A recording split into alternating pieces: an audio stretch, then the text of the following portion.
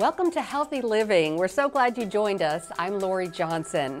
Today's guest is Dr. Josh Axe, who is an internet sensation. You have millions of people watching your videos online, and they're fantastic. I'm one of your biggest fans, so thanks so much for being here. Awesome, well, Lori, thanks for having me. And now you're a doctor of natural medicine, which I really appreciate because a lot of times I have health issues or health issues of people I love, and I go straight to see what you say about it because really the first thing you do is recommend a more natural cure rather than a pharmaceutical. For example, recently someone I love was dealing with acne, and rather than going on some of those really serious acne medications, you recommended tea tree oil, which worked like a charm. Yeah, you know, one of the things that I always try and do is look for what's the root cause of disease, and also, hey, what's the natural way to go? Because yeah, no one likes those side effects, and the truth is there really isn't a synthetic medication or drug that doesn't have some type of a side effect versus, you know, if we're using things that God created, things that are in nature, like essential oils, they can be just as powerful, if not more powerful, than a lot of the medications today without all of the side effects. And when you talk about essential oils, so many of our pharmaceuticals came from essential oils. Like, for example, I believe aspirin came from willow bark. Yeah, willow bark absolutely is where that came from, and birch is another example of where it came from. So yeah, a lot of the medications today, they got the idea from a natural remedy. So when you talk about essential oils, this subject, these essential oils have exploded in popularity in the last few years, and I think a lot of people are confused about it. And one of the main concerns, I'm sure, from a health standpoint, are all the fakes out there. Because people think that, you know, these air fresheners that you plug in or spray in there, if the word essential oils is on the label, then it's got to be good, which couldn't be further from the truth, right? Yeah, you're absolutely right. When you're buying essential oils, you want to buy something that is organic. You want to make sure that it is from a healthy farm. You want to make sure that it's actually labeled as a dietary supplement on the back, so it's even safe. Not all oils are safe for internal consumption. Some are, some aren't. But you want to make sure it is a high quality essential oil when you're buying it. The thing that I do love about essential oils, though, is they're so proved by both today's science and throughout history. You know, essential oils are referenced more than 300 times in the Bible. I'm really glad you brought that out because a lot of people are like, come on, that's just a bunch of hooey, but they really do work. I actually use lavender at night. I diffuse it, and it does help me sleep better. So lavender is probably the biggest seller, but what are some other essential oils that have really a lot of medicinal purposes? Yeah, there's several I love. One of them, and this is a newer oil, it's called turmeric oil. Yeah, turmeric essential oil or turmeric CO2 extract, it's great for internal use, has really powerful anti-inflammatory properties, and can support your body's stem cell production, which is great for regenerating and healing new tissue. It's got turmeric has curcumin, which reduces inflammation, and turmerone, which actually supports stem cells. So turmeric oil is a big one. Another one is holy basil essential oil. A few other popular ones, frankincense oil. Now, when I was a kid, I remember, you know, always, at first hearing the stories of, you know, the three wise men bringing the infant Jesus, gold, frankincense, and myrrh. And I never knew up until years ago when I really started doing research on essential oils, realizing frankincense and myrrh were forms of natural medicine used during biblical times. Frankincense reduces inflammation, supports brain health. Myrrh oil is actually another amazing one that really helps with balancing the body hormonally in that way. And so those are two really powerful ones. In fact, I'll give you an example. Frankincense was used for the immune system. So after Jesus was born or as a child growing up, they might have put frankincense on him to support his immunity. Sometimes after birth, women would use myrrh as a natural antiseptic and to also support their hormones and recovery. And then other essential oils like lemon is cleansing, tea tree oil is great for killing off bad bacteria. Oil of oregano is nature's antibiotic. Exactly. So a lot of powerful ones. So now people are like, okay, we get it, but how do we use these things? It's really tricky when you talk about ingesting them, right? So should people go to your website or? Yeah, I would say, you know, I've got a great book on exactly how to use essential oils. It's called Essential Oils, Ancient Medicine. You can find that you know, on Amazon.com or on my website, or also my website. I've written extensively on essential oils and how to use them. But typically, most oils you can use topically or with a carrier oil and diffusing them. And there are some select essential oils like turmeric oil, lemon oil, peppermint oil. If it's from a high quality brand and labeled as a dietary supplement, those are safe for internal consumption. But typically, you just need 1 or 2 drops of most of those oils. All right, Dr. Axe, this is great information. We could talk for hours about essential oils, but we have to get to some other topics. When we come back, we're going to talk about diets, specifically the popular one today, the ketogenic diet. We're going to talk about what it's all about and is it something that you should try. So stick with us. We'll be right back.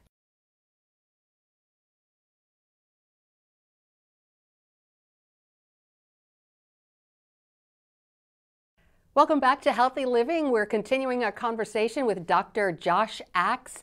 And now I want to talk to you about something everybody's interested in, and I'm guessing that you probably get more comments and questions about weight loss and diet than anything else. As a health reporter, I know I do. And the ketogenic diet seems to be the one that everyone's interested in these days. What is the keto diet?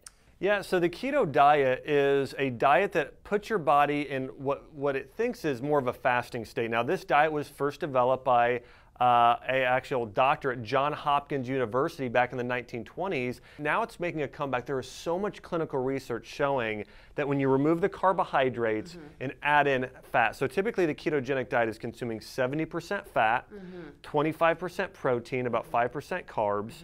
And what happens then is your body goes from being a sugar burner to a fat burner. Your body starts using fat for energy, and it creates something called ketone bodies. Now, ketone bodies is your brain's favorite fuel source.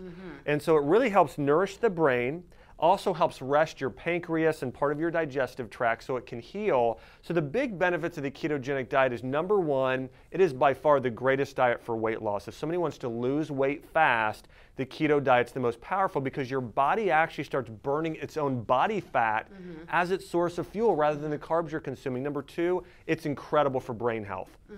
Everything from Alzheimer's to some children with ADHD or autism or any type of neurological condition. It is amazing for the brain health. It's also amazing for insulin levels. If we have people that are diabetic or struggle with blood sugar levels, this diet can help balance that out.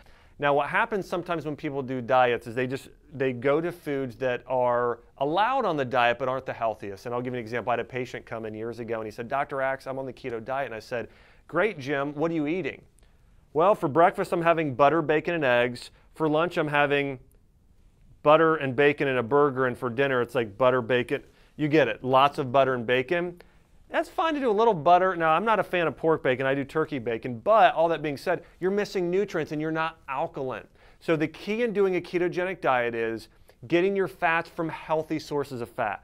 Avocados, coconuts, olive oil, flax, nuts like almonds, wild-caught salmon, grass-fed beef, getting those healthy fats, and then doing loads and loads and loads of vegetables.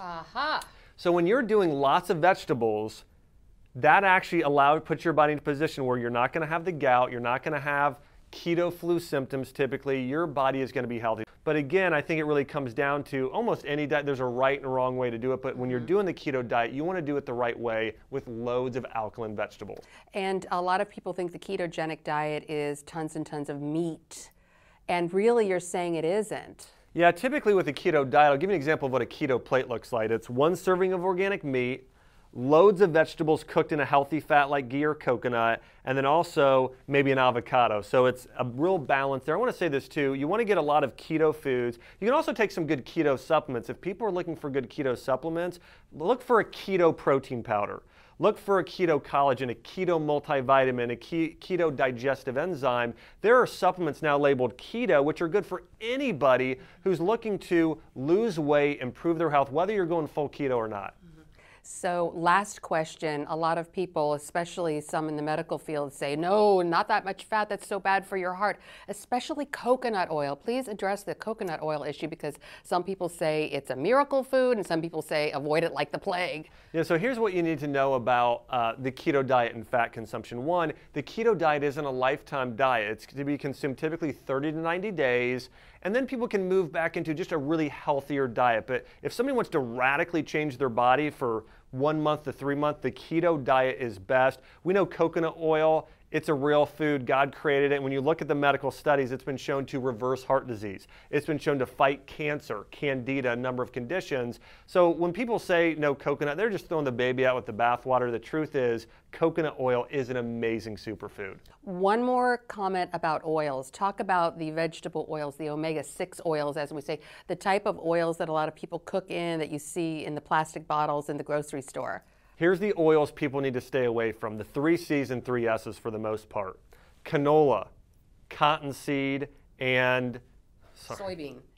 Hold corn. on, let me go back here. Corn, that's it. It's corn, and then it's soybean, safflower, sunflower. But those are the biggest oils people need to stay away from. The best oils for cooking in a keto diet are avocado oil, coconut oil, olive oil, and ghee or grass-fed butter. All right, great information. All right, Dr. Axe, stay with us. When we come back, we're going to continue our conversation with Dr. Axe, and we're going to talk about anti-aging, our favorite subject, specifically collagen. So stay with us.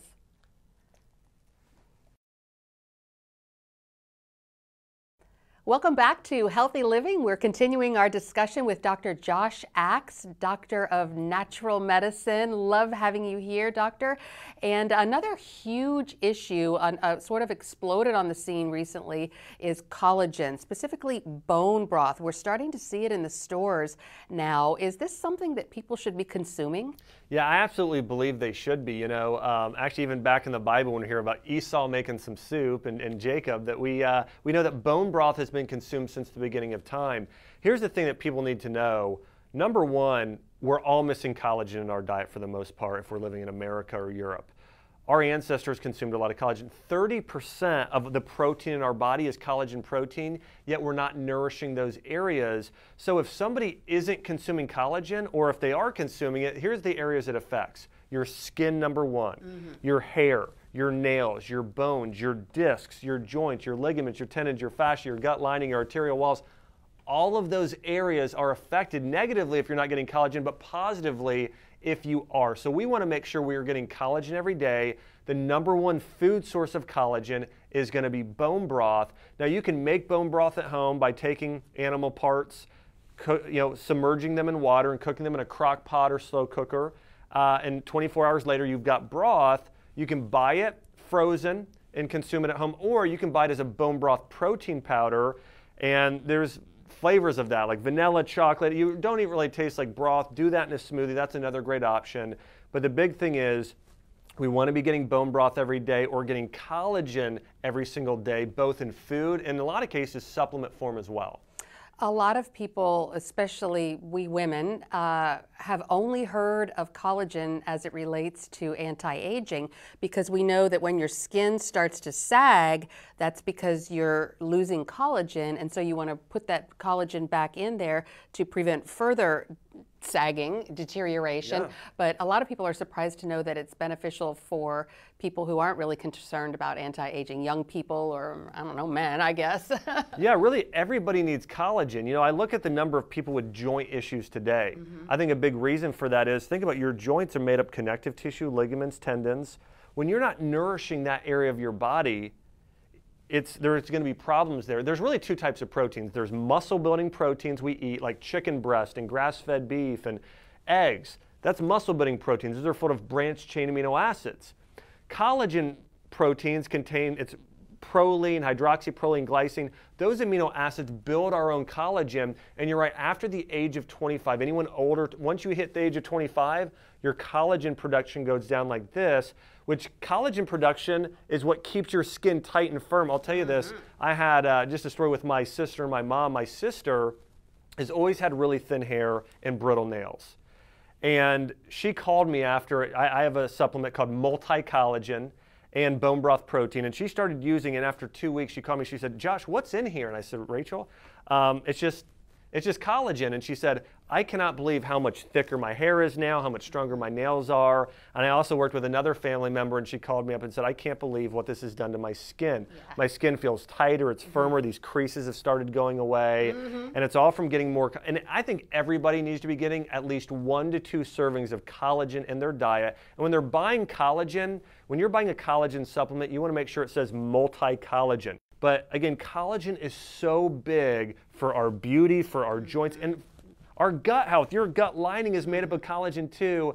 If you're having any of those issues I've talked about, a lot of times it's because you're not getting enough collagen. That's right. And you know, you talk about leaky gut. We hear about that a lot where people have abused their intestines and stuff is actually getting out. We need to repair those leaks, and bone broth is a great way to do it. To me, bone broth, and again, whether you're doing it in a liquid or bone broth as a protein powder in a smoothie, either way, it is the #1 thing someone can take, in my opinion, to help repair or help transform that gut lining and the digestive health of somebody. Absolutely. So if somebody's having digestive or gut issues, top 2 supplements in my mind, a bone broth protein powder, and then a probiotic supplement. Probiotics are key as well for gut health. Now with the probiotics, there are so many out on the market. What should people look for and what should people avoid? I look for a couple things. #1, I look for an SBO probiotic, a soil-based organism. These are the probiotics that we should be getting in our soil, but we're not, because most of the produce we're consuming has been sprayed with chlorine, kills off the good bacteria, those SBOs. So look for soil-based probiotics, and then also probiotics that are shelf-stable, that last a long time. So Saccharomyces boulardii is the name of one. My favorite SBO probiotic is Bacillus subtilis, Bacillus coagulans. But just look for an SBO probiotic is one of my favorite things to look for. And what about the probiotic foods? Should people be eating the yogurt and the kefir if they're taking a probiotic supplement? You know, I still think it's good to get probiotic foods, especially fermented vegetables like sauerkraut, getting some kefir, some kombucha. I think they're all fantastic, and I think most people should be getting both the food and the supplement. So if people want to find out more information about bone broth and also gut health, where can they get this information? On your website? Yeah, you can check out my website. It's just draxe.com, so that's draxe.com, and I've written extensively about all of those things there.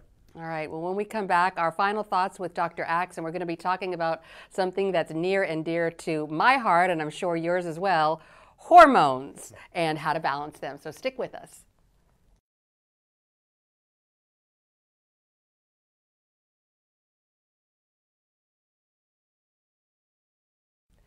Welcome back to Healthy Living, and we'll continue our discussion with Dr. Josh Axe, Doctor of Natural Medicine.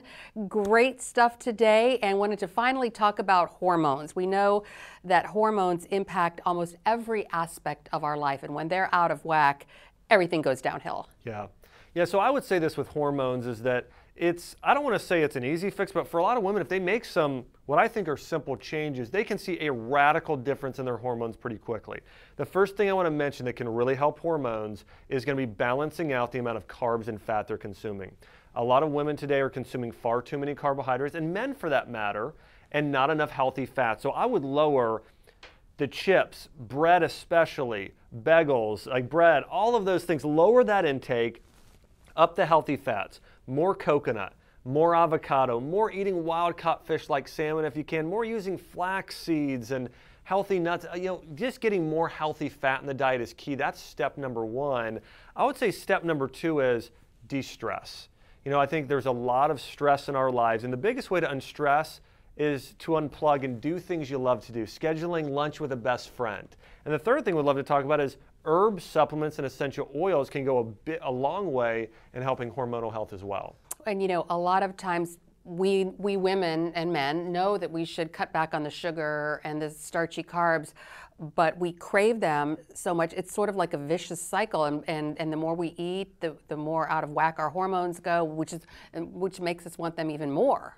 Yeah, I think in general, one of the things that we can do though is it's not about having no carbs, it's about balancing out those carbohydrates and finding healthier alternatives. If you're craving something sweet, do 70+% dark chocolate. Don't go for the tub of ice cream or the tub of Rocky Road. Instead, hey, do a few ounces of a dark chocolate bar is going to be a much better replacement to consume instead. And also, you know, look for keto-friendly products, you know, keto proteins, things that are flavored. You know, if you do a smoothie too, this tastes almost like dessert, some coconut or almond milk with a scoop of a chocolate keto-friendly protein powder. That's going to satisfy your sweet tooth. It's going to taste good. I think that's a good option.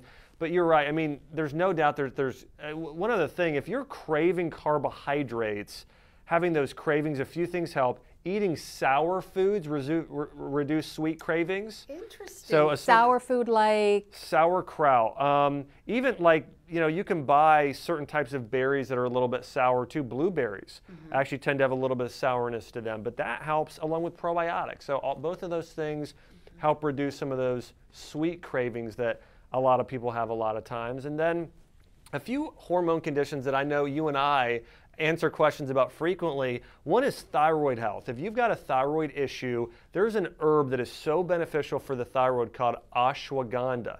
Now, this was used extensively in India, known in Ayurvedic medicine, but ashwagandha is known to really boost your energy and really support overall thyroid health. It's the most powerful herb for the thyroid. That is really fantastic. And then also a few other herbs, holy basil. That's also great for the thyroid. Bacopa is great for the thyroid. And then in general, getting more healthy fats though. Evening primrose oil is very, very good for the thyroid. Omega-3 fats. Holy basil essential oil, and then clary sage. So sage and holy basil, just using those topically, diffusing those, breathing in those good healing compounds is great for hormones as well. And a lot of people are wondering, I wonder if I have an hormone issue. I wonder if I have a thyroid issue. How do people know? So thyroid issues are if you're noticing your hair is getting thin, if you're noticing brittle nails, if you're noticing any dark circles under your eyes, that's typically related to thyroid and adrenal glands. And again, ashwagandha, getting better sleep, changing your food is really big there. And the other thing would be if you're just in general noticing, of course, hot flashes or just moodiness, being up and down in terms of your mood, that's another big warning sign. But I think the dietary thing, increasing those healthy fats, lowering the carbs, going keto, those types of things can really be big for hormones. Dr. Josh Axe, you are just such an amazing doctor, and you are helping so many people. Your videos online, millions of people watch them, and they're so helpful. So tell people where they can get more information about all the things that we talked about today. Yeah, you can check it out on draxe.com. It's draxe.com. Also, I've got a new book coming out called Keto Diet, which has a hormone-specific section in it as well. So you can check that on amazon.com, the Keto Diet. But Lori, thanks so much for having me. I love your show, love 700 Club. So thank you. Thank you as well. And we thank you, viewers, for tuning in. And we'll see you next time on Healthy Living.